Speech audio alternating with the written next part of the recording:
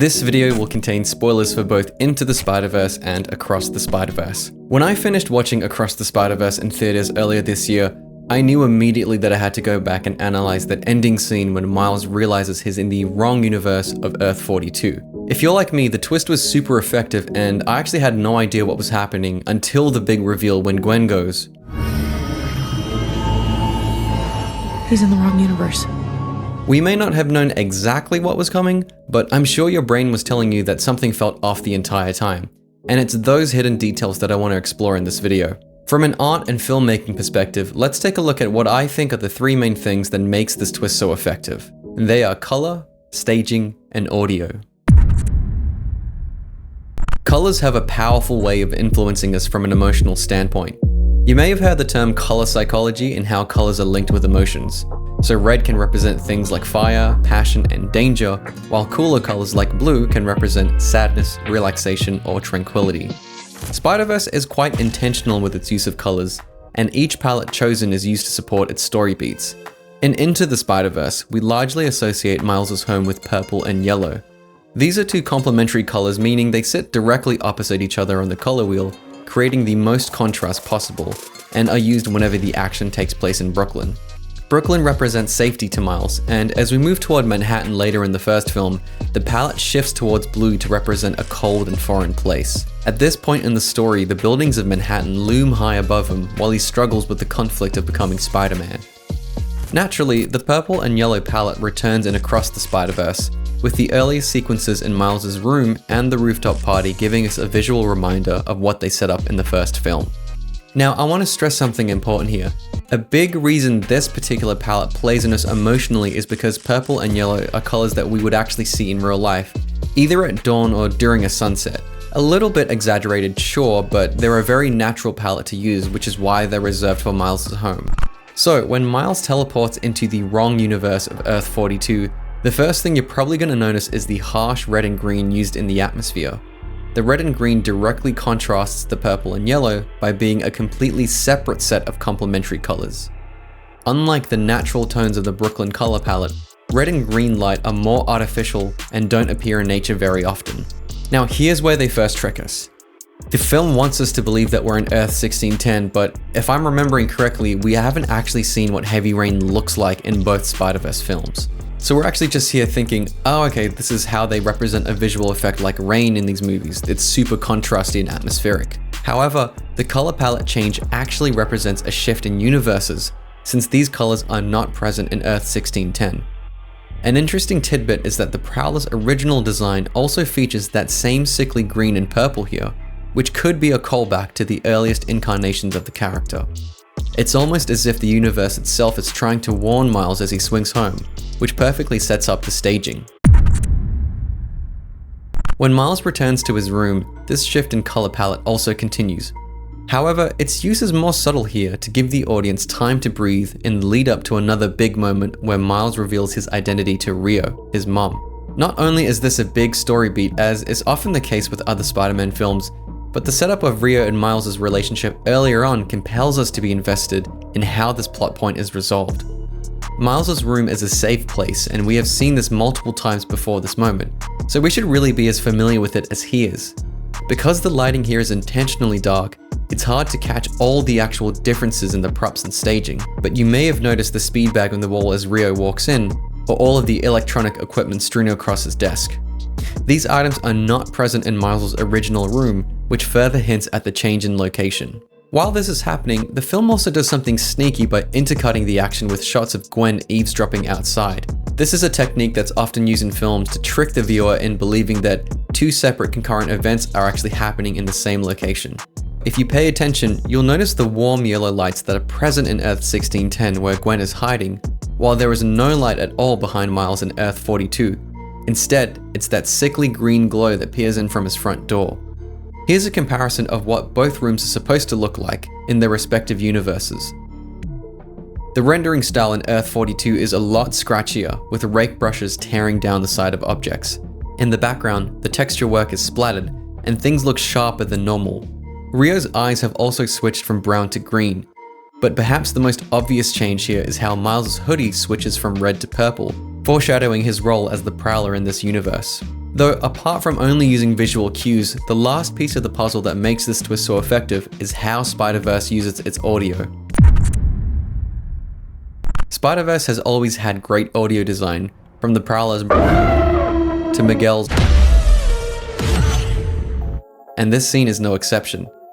The first audio clue I noticed is that whenever we cut back to Gwen, we hear rain pouring down and hitting the building outside. But whenever we cut back to Miles and Rio, it's silent.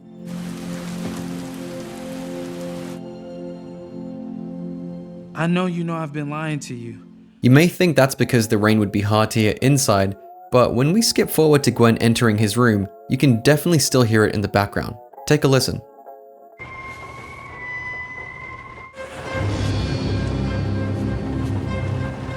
You wouldn't love me the same. It's a clever way to further signal the twist in our subconscious, as it's something not many of us would pay attention to the first time. The second audio clue occurs when Miles begins his confession to Rio. Like a typical superhero film, the music begins to swell. It sounds like a very similar theme to the Leap of Faith track used in the first film, and as the score grows, so too does our anticipation. Miles' monologue grows in confidence. He stands up a little bit straighter, realizing this is it. Then, he does it. I'm Spider-Man. Only to be met with silence. The tension of the scene is held.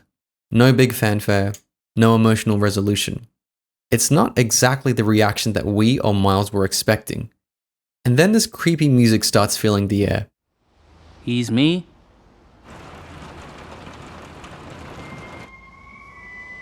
Is this where, like, you dress up like your favorite character? For, like... It's probably here that most of our spidey senses started tingling, with the dissonant notes contributing to a state of unease.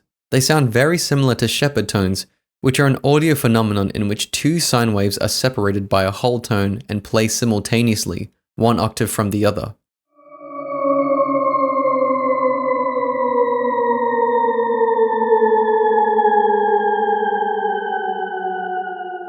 This creates the illusion of a continuously rising and falling pitch, which is perfect for sustaining the anxiety that Miles feels during the scene.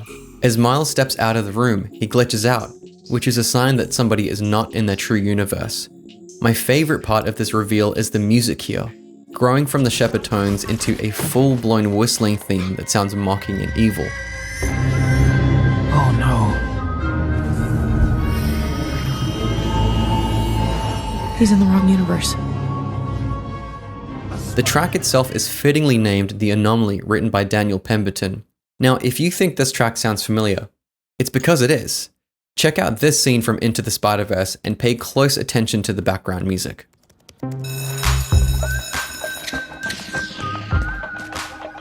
I gotta get in pants. Wait, why is the voice in my head so loud? But wait a minute, that means the twist was set up from the very beginning.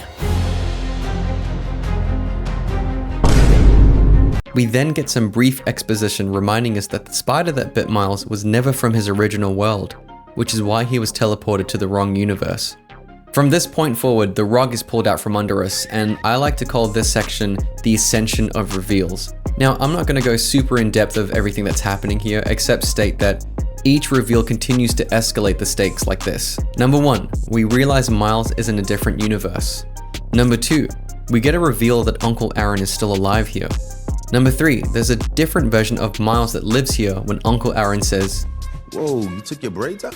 Number 4, we see that Jefferson is the one who passed away in this universe instead of Uncle Aaron. And number 5, we see the ultimate reveal of Miles G. Morales being the Prowler here. The film plays on our expectations and prior knowledge of these characters brilliantly to set up this reveal.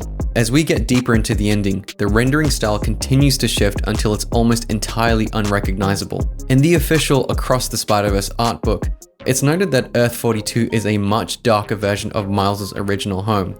The work of artists like Frank Miller, Sean Gordon Murphy, and John Polygon inspired the visual design of this universe, with a heavy emphasis on black and colors receding behind dark shadows.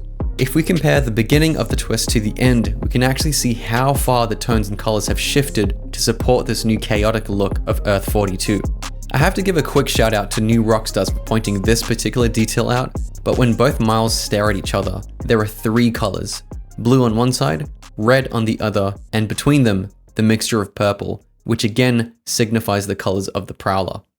Now, before I do wrap up the video, I also want to quickly take a look at three different moments in the film that hints towards this big twist. The first happens quite quickly when Spot is giving his backstory. There's a quick animation of the Earth-42 spider almost biting Miles G. Morales before being teleported away to Earth 1610. The second is when Miles uses the machine to get back home. The numbers 42 quickly flash on the screen, which, apart from being the universe he is sent to, also pops up a few times during the series.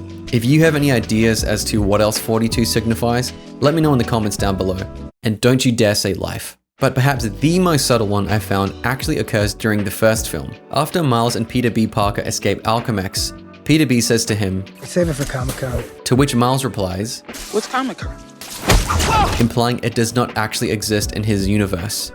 So when Rio comes in and asks, Is this where like you dress up like your favorite character for like what's it called? Like Comics Con. I don't know what that is.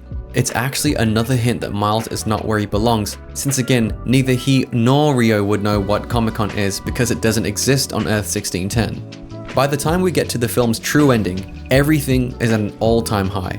The stakes, the audio, the visual contrast of the colors and shadows. I've always loved the art style and expressionism of the Spider-Verse films, and I really believe it's during this ending twist that we get to see the true mastery of everyone who worked on the film. Although Spider-Verse's style may seem random or messy at times, in truth, every single decision was thought out and deliberate. I cannot wait for the next film and to see how everything resolves. I'd also like to give a shout out to my friend Mel, who helped me write the script and by giving her own observations as well. I've linked her Instagram in the description down below. Thank you for watching, everyone. I hope this analysis was useful, and until next time, take care and stay safe.